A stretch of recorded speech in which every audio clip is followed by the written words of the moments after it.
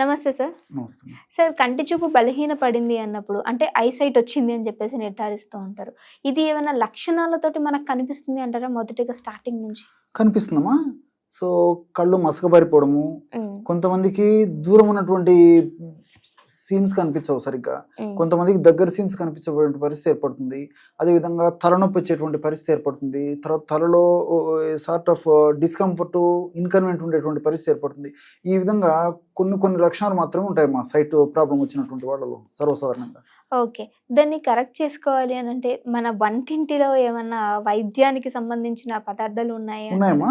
మనం దైనందిన జీవితంలో ఆహార పదార్థాల్లో, వంటకాల్లో కొన్ని పదార్థాలని తరచుగా వాడుకోవడం వల్ల కంటి జబ్బులు రాకుండా ఉంటాయమ్మా. ముఖ్యంగా ఈ రోజుల్లో చిన్న వయసు నుంచే కంటి జబ్బులు వస్తున్నాయి.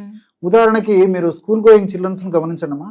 ఒక 50 మంది స్కూల్ ఒక సెక్షన్లో ఉన్నటువంటి పిల్లల్ని గమనించినట్లయితే, స్కూల్ గోయింగ్ చిల్డ్రన్ చిన్న క్లాస్ తరగతి చదివేటువంటి పిల్లల్ని గమనించినట్లయితే 50 మందిలో దాదాపు ఒక 10 మంది దాకా స్పెట్స్ పెట్టేటువంటి పరిస్థితి ఏర్పడిందమ్మా. సో ఒక 30-40 సంవత్సరాల క్రితం ఈ పరిస్థితి లేదు. సో దేహధర్మాల్లో భాగంగా, జీవధర్మాల్లో భాగంగా వయస్సు వచ్చిన తర్వాత మరి మిగతా అవయవాలలో ఆ చైతన్య రహిత్యము, అదేవిధంగా క్రియా సామర్థ్యం తగ్గిపోయేటువంటి పరిస్థితితో పాటు సో సర్వసాధారణంగా ఎక్కువ శాతం మందిలో కూడా మరి కంటికి సంబంధించినటువంటి సమస్యలు, చెవులకు సంబంధించినటువంటి సమస్యలు, ఇలాంటి సమస్యలు వస్తుంటాయమ్మా. ఇది సర్వసాధారణం, కామన్ ఎక్కువ శాతం మందిలో. కానీ మరి చిన్న వయసులో రావడం మాత్రం అసాధారణము, అసహజం.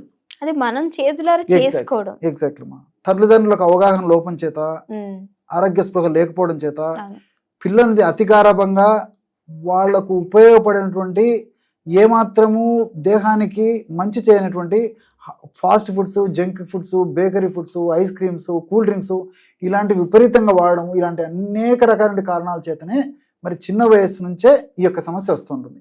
ఇదంతా నాణానికి ఒకవైపే. రెండో వైపు చూస్తా ఉంటే చిన్నప్పటి నుంచి అన్నప్రాసన మొదలుపెట్టినప్పటి నుంచి కూడా తల్లిదండ్రులు మరి ఆరోగ్య స్పృహ లేకపోవడం చేత, అవగాహన సరిగ్గా లేకపోవడం చేత ఈ సెల్లు కల్చర్ అలవాటు చేసినారమ్మా. సో వాళ్ళకు బొమ్మలు చూపిస్తూ, ఆ సెల్లు చూపిస్తూ ఆహారం పెట్టడము, తర్వాత వాళ్ళు ఏదైనా ఏడ్చినప్పుడు సెల్లో కొన్ని బొమ్మలు చూపించడము, సెల్ ఆడుకోవడానికి ఇవ్వడం, ఇలాంటి చేయడం వల్ల ఏమంటే మరి చిన్న వయస్సులోనే, ఎదిగే వయస్సులోనే కళ్ళు బాగా స్ట్రెయిన్కి గురయ్యేటువంటి పరిస్థితి ఏర్పడుతుందమ్మా. ఆ విధంగా స్ట్రెయిన్కి గురి కావడం వల్ల మరి అతి చిన్న వయస్సులోనే ఈ కంటి జబ్బులు రావడం మొదలైందమ్మా. దీనికి తోడు మరి పూర్వకాలం కంటే కూడా ఈ కాలంలో విపరీతంగా చిన్న పిల్లలకు కూడా విద్యాపరంగా కూడా స్ట్రెస్ ఎక్కువైపోయింది. సో స్కూల్ రావడానికి ఇది ఒక కారణం, ఎగ్జాక్ట్లీ ప్రధానమైన కారణం అని చెప్పుకోవచ్చు. సో స్కూల్లో స్ట్రెస్ అయిపోతుంది. మళ్ళీ ఇంటికి వచ్చిన తర్వాత కూడా వాళ్ళు ఏదో ఫర్ ఎగ్జాంపుల్ 6కో 5కో వస్తే రాత్రి 8 దాకా 9 దాకా చదువుకోవాలి. మళ్ళీ ఉదయం లేచినప్పటి నుంచి చదువుకోవాలి. మళ్ళీ బుక్స్ రాయడము చదవడము ఈ టెండెన్సీ వల్ల ఏమంటే కళ్ళకు టూ మచ్ ఆఫ్ స్ట్రెయిన్ కావడం వల్లనే కంటికి సంబంధించిన జబ్బులు వస్తున్నాయి. ఇన్ జనరల్ నేను చెప్తున్నానమ్మా. సరే, ఈ ముఖ్యంగా ఈ చిన్న వయసు వాళ్ళలో వచ్చేటువంటి సమస్యలు ఎక్కువ శాతం మంది ఇలాగే జరుగుతున్నాయి. దీనికి తోడు ఆహారంలో ఏ ఆహారం మంచిది, ఏ ఆహారం మంచిది కాదని చెప్పేసి చాలా మందిలో అవగాహన లేదమ్మా. తల్లిదండ్రులకు గారాభంగా పెంచడం చేత పిల్లలు ఏది కోరుకుంటే ఏది అడిగితే అది పెట్టడము, ప్రతిరోజు ఇంచుమించు బయటికి తీసుకెళ్లిపోవడము, బయట బేకరీ ఫుడ్స్ అని, తర్వాత ఈ స్నాక్స్ అని చెప్పేసి, లేకపోతే ఈ ఫాస్ట్ ఫుడ్స్ అని చెప్పేసి రకరకాల చెత్త ఆహారం అంతా అవగాహన లోపంతో పెడుతున్నారు. అలా కాకుండా ఆహార విధి విధానాల్లో మార్పు చేసినట్లయితే మరి చిన్న వయస్సులోనే ఈ కంటి జబ్బులు రాకుండా ఉంటాయి. అంతేకాకుండా ఒకవేళ అదవ వచ్చినా మరీ ఇబ్బందికరంగా పరిణమించకుండా ఉండేటువంటి పరిస్థితి కూడా ఏర్పడుతుంది. ఏ విధమైన ఆహారం అనుకోవచ్చు? ఆహారంలో కరివేపాకు బాగా వాడాలమ్మా. సో కరివేపాకు అంటే ఇది జుట్టుకి కూడా చాలా బాగా పనిచేస్తుంది. అదే విధంగా కరివేపాకు అనేసరికి పెద్దలు కూడా చాలా మంది మనం ఆహార పదార్థాల్లో, వంటకాల్లో, పులిహోరలో, దధ్యోదనంలో, ఆ కూరల్లో కరివేపాకు వేసినప్పుడు ఏరు పారేస్తుంటారమ్మా. అది క్షేమదాయకం కాదు, ఆరోగ్యదాయకం కాదమ్మా. అవగాహన లోపం చేత ఆ విధంగా చేస్తారమ్మా. సో చిన్నపిల్లల విషయంలో మరీ ఉంటుందమ్మా. మీరు బాగా గమనించండి, కరివేపాకు వేసి వంట చేసి తల్లులు పెడితే వద్దని చెప్పేసి పక్కన పారేసేస్తుంటారు అన్నమాట. వాళ్ళకు నచ్చ చెప్పేసేసి కరివేపాకుని ఏదో ఒక రూపంలో, అలా ఆకులు కాకపోయినా కరివేపాకు పొడి చేసిన ఆ రూపంలో ఆహారంగా ఏదో ఒక పద్ధతిలో ఇస్తుండాలమ్మా. అంటే కరివేపాకులో ఉన్నటువంటి విటమిన్ ఏ ఈ కళ్ళకు చాలా చాలా మంచిది. ఓకే. అందుకే మన పెద్దలు ఆహారపు అలవాట్లో విధి విధానంలో భాగంగా కరివేపాకును కూడా ఆహారంలో వంటకాల్లో భాగంగా అది కూడా వేసి వంటలు తయారు చేసి వడ్డించేటువంటి వాళ్ళు కాబట్టి ఈ మరి చిన్న వయసులో ఆ జబ్బులు రాకుండా ఉండేటమ్మా. అవును. సో ఈ రోజుల్లో ఆ పరిస్థితి లేదు కాబట్టి అంటే కరివేపాకును వాడేటువంటి పద్ధతిలో పిల్లలకు అలవాటు చేయడం చాలా చాలా మంచిదమ్మా. అదేవిధంగా వారంలో కనీసం ఒక్క రోజన్నా ఈ క్యారెట్ అమ్మా, క్యారెట్ గడ్డ ఏదో ఒక రూపంలో పిల్లలకు అలవాటు చేయాలి. మరి ఏదైనా కొంచెం సమస్య ఎక్కువ ఉన్నట్టుంటే వారంలో 2 సార్లు 3 సార్లు వాడినా తప్పలేదమ్మా. క్యారెట్ అలాగే తినడం కానీ, సలాడ్ రూపంలో కానీ, క్యారెట్ను కూరలో చేసి ఇవ్వడం కానీ, సాంబార్లు వేసి ఇవ్వడం కానీ, ఏదో ఒక పద్ధతిలో ఈ క్యారెట్ను వాడుకోవడం వల్ల కూడా క్యారెట్ ఉన్నటువంటి విటమిన్ ఏ, తర్వాత జియోగ్జాంతిన్, ఇలాంటివి అనేక రకాలైనటువంటి పదార్థాలు కూడా ఈ కంటి ఆరోగ్యానికి చాలా చాలా మంచిదమ్మా. అదేవిధంగా మునగ ఆకు కూడా ఏదో ఒక రూపంలో వాడుకోవడం వల్ల కూడా ఈ కంటి జబ్బులు రాకుండా ఉండేందుకు, వచ్చినటువంటి జబ్బులు త్వరగా ముదరకుండా ఉండేందుకు కూడా ఉపయోగపడతాయమ్మా. సరే, ఇవన్నీ ఆహార పరంగా. మరి ఔషధ పరంగా కూడా చాలా చాలా మనం వాడుకోవచ్చమ్మా. అలాంటి వాటిల్లో మరి అత్యంత సులభంగా తయారు చేసుకోదగ్గ దివ్యమైనటువంటి ఒంటింటి ఔషధం ఏదంటే ఒక 3 పదార్థాలతో ఔషధం తయారు చేసుకుని వాడుకోవచ్చమ్మా. అదేంటంటే బాదం పప్పులమ్మా. సో బాదం పప్పులు ఈ మధ్య కాలంలో చాలా ప్రాచుర్యం పొందాయమ్మా.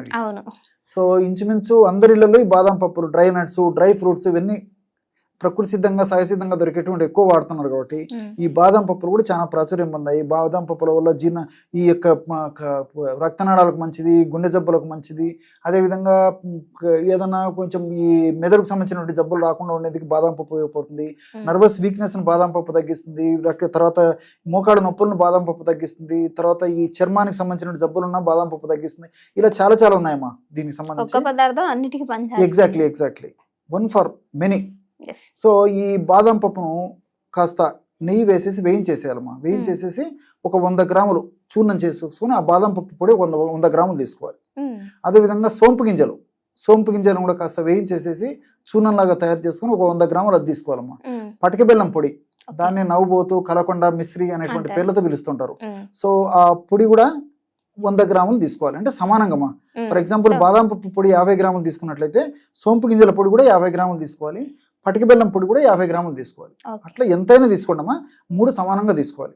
ఆ 3 పదార్థాలను బాగా కలిపేసి ఒక గాజు సీసాలో ఉంచుకొని రోజు ఒక్కసారి అమ్మా రాత్రిపూట 100 ml పాలల్లో 1 టీ స్పూన్, అంటే హాఫ్ టీ స్పూన్ వరకైనా పర్లేదమ్మా, 1/2 టీ స్పూన్ నుంచి మాక్సిమం 1 టీ స్పూన్ వరకు ఆ యొక్క పొడి పాలలో కలిపేసి పిల్లలకి ఇస్తున్నారు. పెద్దలు కూడా వాడుకోవచ్చమ్మా.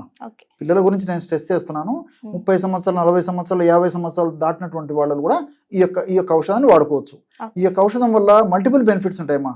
ఇంతకుముందే చెప్పినట్లు ఏంటంటే మీరు అడిగినట్టు కంటి జబ్బులకు ఉపయోగపడమే కాకుండా ఈ యొక్క ఔషధము చాలా మంది పిల్లలకి మెదడు బాగా స్ట్రెయిన్ కు గురి కావడం వల్ల మెదడులో కొన్ని రకాల హానికారకమైన రసాయన పదార్థాలు ఉత్పత్తి పెరగడం చేత ఆ యొక్క ప్రభావం చేత జ్ఞాపక శక్తి మందగించడము, ఏకాగ్రత తగ్గడము, మేధాశక్తి తగ్గడము, తర్వాత వెంటనే నిర్ణయం తీసుకునేటువంటి నిర్ణయ శక్తి తగ్గడం, ఇలాంటివన్నీ ఉంటాయమ్మా. సో మెదడుకు సంబంధించినటువంటి ఎలాంటి ఇబ్బందులు లేకుండా ఉండేందుకు కూడా ఈ బాదం పప్పు, సోంపు గింజలు, పరోక్షంగా ఈ పటిక బెల్లం ఇవన్నీ కూడా ఉపయోగపడేటువంటి పద్ధతులు ఉంటుంది. కాబట్టి కేవలము కంటి జబ్బులకే కాకుండా ఇది మెదడుకు సంబంధించిన జబ్బులు కూడా చాలా చక్కగా పనిచేస్తున్నాం. Okay, thank you so much sir, మంచి ఇన్ఫర్మేషన్ ఇచ్చారు. ఓకే, నమస్తే.